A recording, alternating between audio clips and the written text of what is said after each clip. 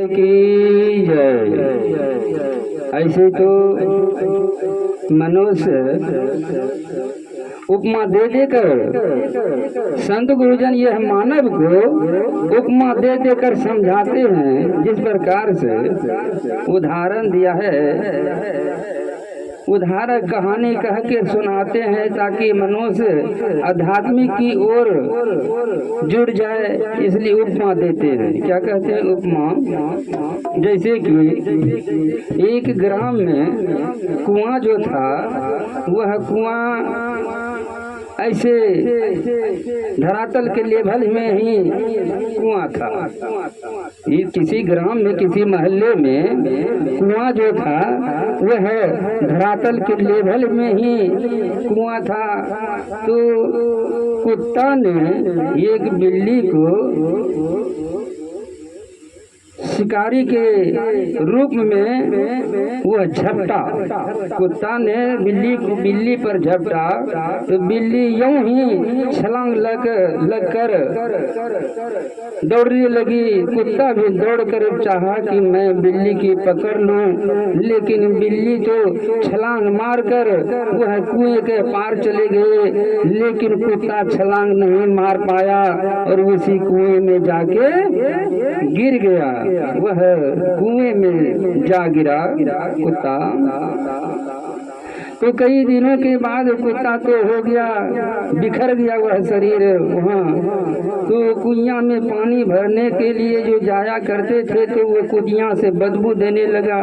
समाज के लोग बोलते हैं कि देखो इसमें कुत्ता गिर गया है, जरा कुत्ता को शुद्धि या कुआं को शुद्धिकरण करने के लिए पंडितों को बुलाइए, ताकि होम करेंगे या किसी प्रकार की वह शुद्धिकरण पंडित जी कर देंगे और वह कुआं शुद्धिकरण हो जाएंगे। तो पंडितों को बुलाया, होम करवाया, पूजा पाठ करवाया, सत्यनारायण भगवान के पूजा करवाया, जग का भोजन भंडारा भी रखा। पंडितों को कहने पर पूजा पाठ करने के बाद भंडारा चालू किया। खा खा कर लोग जाया करते थे। तो उधर से एक संत मूर्ति राह पर खड़े थे। तो भोजन जो करके जा रहे थे यात्री लोग, तो उन यात्रियों से पूछा कि देखो भाई तुम लोग कहाँ से आ रहे हो? कहते हैं उस गांव में भोज भंडारा रखा गया है। कुआं में एक कुत्ता गिर गया है, इसलिए पूजा प्रसाद भोज भंडारा सब रखा है, वह शुद्धिकरण के लिए हैं। भोज भंडारा रखा है, चलो मैं भी देखता हूँ कैसा भोज भंडारा है जो कि खाने से कुआं शुद्धिकरण हो जा रहा है। मैं भी जाता हूँ। वह आया तो दूर से ही देख लिया गृहपति हमारे दरवाजे पर यह संत महात्मा आ रहे हैं। वह आदर भाव संत महात्मा को किया, आसन लगाया, बिठाकर चरण पखार कर और सेवा के लिए वह आराधना करने लगे गृहपति की आपका भोजन का क्या व्यवस्था करूं बाबा। जैसे कि संत महात्मा को भोजन के लिए पूछा जाता है कि बाबा मैं आप भोजन क्या सुधार दूं आपके लिए। और कुटुंब आ जाने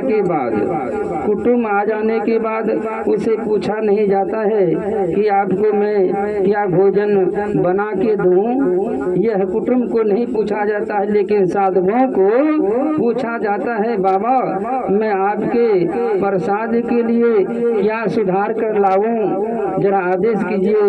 तो बाबा कहते हैं मैं प्रसाद पाने से पहले मैं आपसे जानना चाहता हूँ कि आप जो यह जग किए हैं किसके कारण से किए हैं, क्या कारण है इसका जग करने का। बोला कि देखिए यह कुआं में कुत्ता गिर गया है, इसके शुद्धिकरण के लिए पंडितों को पूजा पाठ करवाया, होम करवाया। अब जो है भोज का भंडारा रखे हुए हैं ताकि यह कुआं का शुद्धिकरण हो जाए। वह साधु बोला, बाबा बाबा बोलते हैं कि कुआं से कुत्ता भी निकाला?